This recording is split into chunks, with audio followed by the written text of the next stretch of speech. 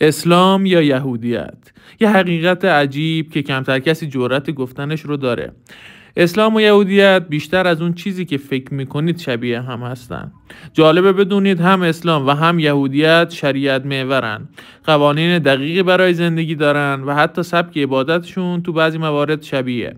مثل سجده یهودیان که به نماز مسلمان ها نزدیکه. هر دو دین اعتقاد به خداوند یگانه دارن و از نسل حضرت ابراهیم هستن. اما چرا این شباهت‌ها همیشه زیر سایه اختلاف و دشمنی قرار میگیره؟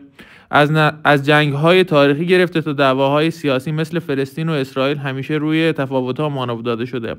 اما سوال اصلی اینجاست: آیا این اختلاف‌ها واقعی هستند یا ساخته سیاست‌ها و قدرت‌ها؟